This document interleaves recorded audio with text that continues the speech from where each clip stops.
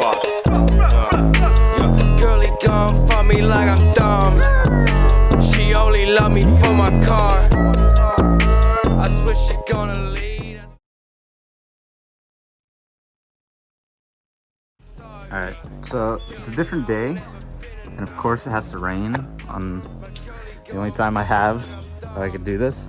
So I'm just gonna be draining out the oil from the diff and see what we do after that. Bleeding out, never been enough.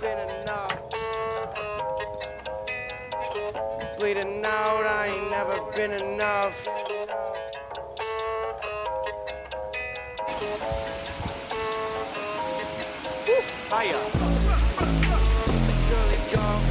So now it's just beautiful. That was literally like 15 minutes, not even. So, well, looks good. Maybe a little edit. My girlie gon' fuck me like I'm dumb. She only love me for my car. I swear she gonna leave, that's bizarre, yeah. Bleeding out, never been enough. Alright, now we're gonna take off the cover. It's 14 mil for all of these bolts, so we're gonna break them off. And they're on there fucking good, so get ready.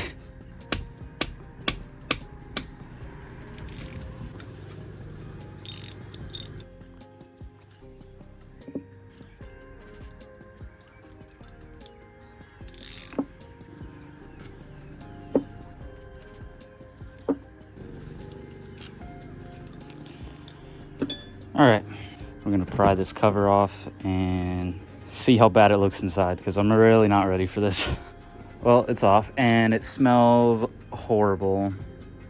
Love that. I can already see some metal flakes right here. This definitely needs to be cleaned inside out. Oh well, off to that. Ring gear looks really good though. That's the main thing I was worried about. Before we take everything out, there are some tools that I would recommend buying before we actually take everything out, while we know how it was factory. We're gonna check the backlash, and you can buy this tool on Amazon, anywhere. It could be a dial like this, or it can just be a digital gauge. They both work the same. It's good to also practice on a diff that's already set up and seeing how to measure everything before we actually put the new LSD in. Measuring backlash, it's pretty much just the space between your ring gear and then your pinion gear that you can't see that's inside. It's really just the amount of space in between the little teeth right there. And for most factory specs, you do want it within 0.4 to 0.6 thousandths of an inch. Check the OEM factory settings before you change it to whatever you want. Backlash settings are different for every car or every manufacturer, so check that before you start to play with your shims and whatnot, because getting the space in between too tight or too loose will eventually just either damage the ring gear, or it'll just cause everything to fail here. Keep an eye out, double check, triple check, whatever you need to do and get that right. Another thing I want to mention is that the differentials are actually cast iron and they're not machined. So not every diff is going to be the same as others. If one person uses a set of shims, it won't work for a different differential. Just be wary of that. You really do gotta just buy a bunch of shims. But before you do, I would check the original shimming, or use the OEM shims already when you put the new LSD in it and the ring gear and everything. See what that backlash comes out to, whether you need to tighten it or if you need to loosen it. Just depends. And when you want to tighten the div and move it this way into your pinion teeth, you want to increase the shims on this side but then decrease on this side. And likewise, when you want to loosen up the ring gear or the backlash, you want to add more on this side but then decrease it on this side. So instead of 2.5, we can go 2.45 and then 2.15. So now we're going to take off these bolts here holding in the LSD and everything, and the shims underneath. And when taking these off, however you take them off, you want to put them back in the same way. So if it's the right side, you can't swap it with the left side when you take it off and put it back in. I'm guessing it's because of the wear pattern on the inside. When we take it off, I'll show it, but don't want to mix that up or else it'll throw, I guess, everything off, whatever it is. I already took these off, so they're not tight at all, but I'm just gonna do it for the video. So that's pretty funny.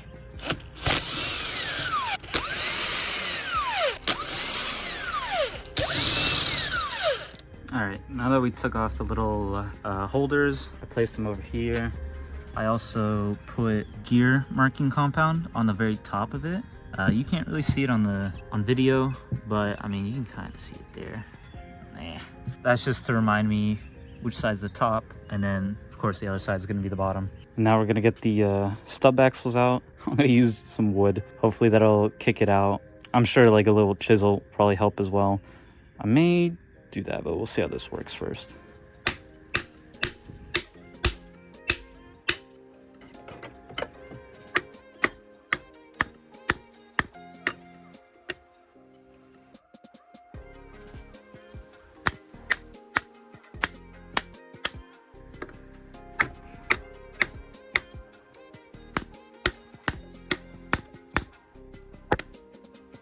God damn it.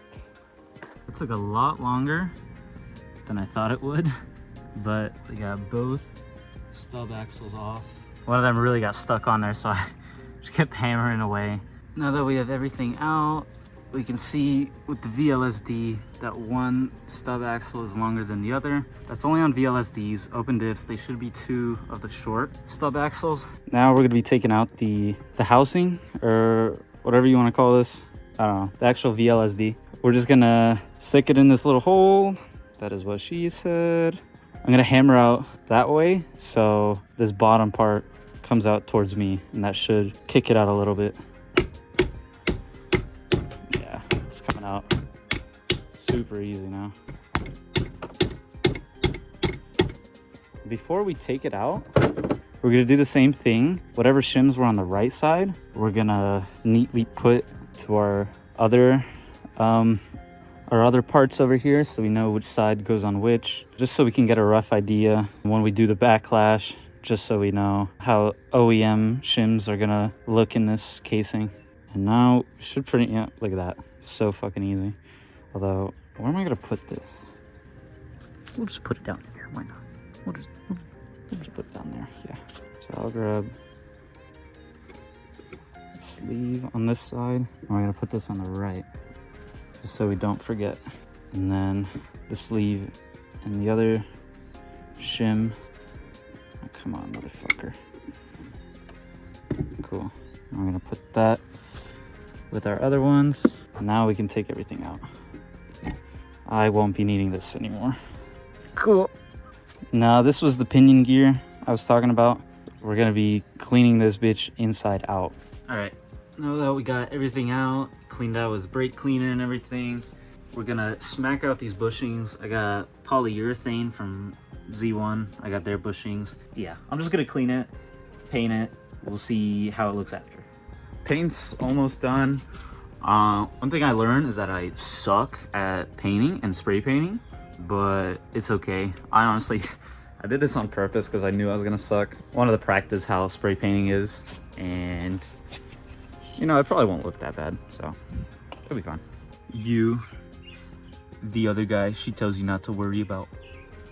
All right, now we're gonna grab our old ring gear. We're gonna be swapping over onto our new LSD, and that's the only thing we're gonna have to swap over from our old one. Everything else is pretty much gonna be brand new, so try not to damage this.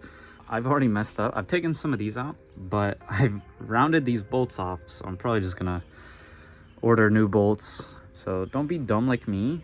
An impact works, but make sure it's on there first before you start yamming. We got everything out. Everything looks good. The threads in there are good for our bolts. Yeah, let's get this bitch in. Since I'm doing the full rebuild of my differential, we're gonna be taking out these axle seals. I already took it out, but a tool like this is like super helpful just to kind of hook in there. And all you do, you just kind of grab the bottom of it, tap away, and eventually it'll just come out like this. Came out really easy. Just be careful around these little edges. You don't want to like create an uneven area for the new seal to kind of sit in. So just be careful. If you're not doing it, don't listen to me. Before we put the ring gear on, the actual owner from KAAZ, he puts red Loctite on just a dot in between every single bolt hole. So that's what we're gonna do. After we put it on, we're gonna heat it up because it doesn't seat all the way whenever we do put this on. All we're gonna do is heat it up, and it'll actually, in his words, it's just gonna like wiggle itself in, and then when we're able to move it a little bit, it should be good. So that's when we'll put our bolts in, torque everything down, do our final cleaning, and then get the shimming.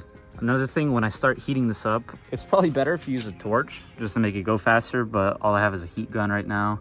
So that's what I'm gonna use. It'll take a little longer, but I'm sure it'll work the same.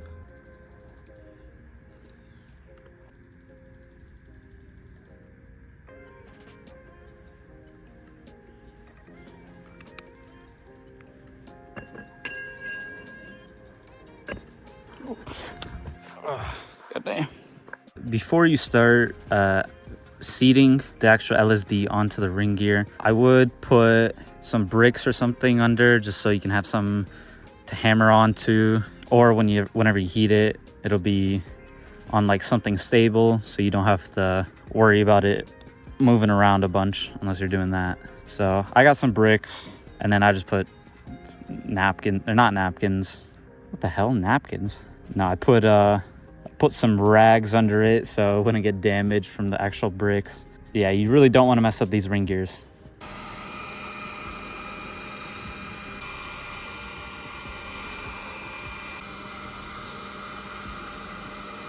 We finally got it seated. On camera it may not look like it, but before it was a lot higher. And you'll know that it's seated when you can move it a little bit. It's really hard to with one hand, but yeah, let me try this. Okay, well, it was moving. Even after this, after the heat gun worked fine if you have that. After that, I kind of just hammered in the edges just to help it go down all the way. If you have a rubber mallet, don't use a metal one. You're gonna mess it up, and that should be obvious, but don't do that. I actually had to take the ring gear off again and reseal it because I thought I stripped every thread on there. But really, it just wasn't sealed properly. So when you're putting this onto the LSD, just be sure it's fully on, because threads weren't really coming in. Wasn't able to thread in to the ring gear through the LSD because that wasn't fully sealed. So make sure to fully seal, or else the bolts literally just won't go in. And I finally set up the vise. Should have done this before, but oh well, here we are. We're gonna torque every bolt. We're gonna do 56 pounds, and then, well, the manual says 56 pounds and then 31 to 36 degrees torque after that. I'm just gonna go from what I've seen on other videos from KAAZ USA. They made the video about it. So I'm just gonna go by his thing. He says 130 pounds to 145. It works on 370, 350Z, S13, S14, S15, all the R200 ring gear bolts like that. He says they're all the same, so I'm just gonna go by what he says, and hopefully I won't blow this thing up.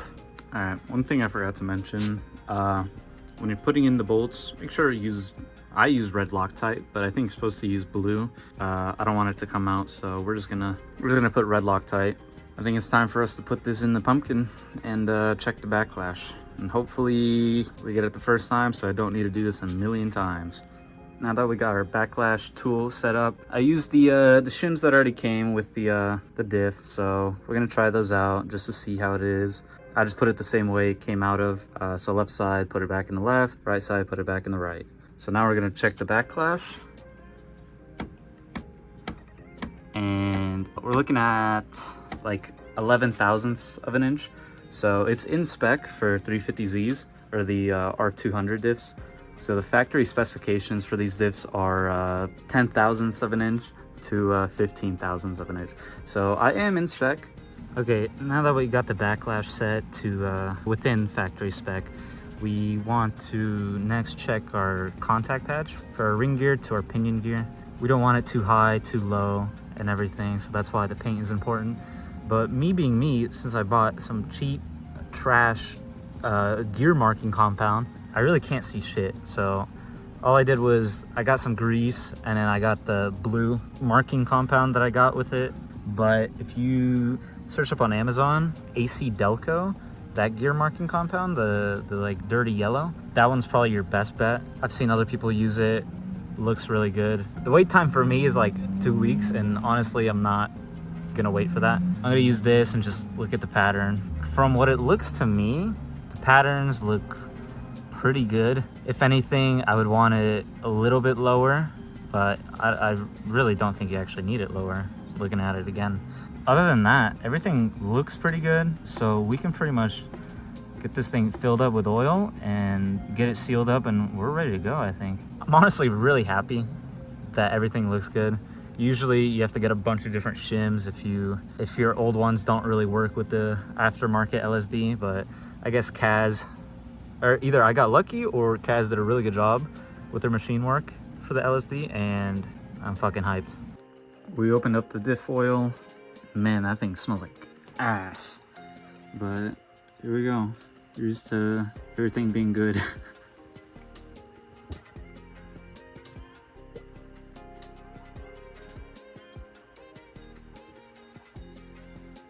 So with the Z1 diff cover, you're supposed to add 2 liters. I think before it was supposed to be 1.5. Just the cover itself adds 0.5 liters. Make sure you get the right amount for whichever cover you have. All right, not gonna lie, that oil looks so yummy. It's like ocean blue. It looks so good, I'm not gonna lie. All right, we're gonna get the gasket on.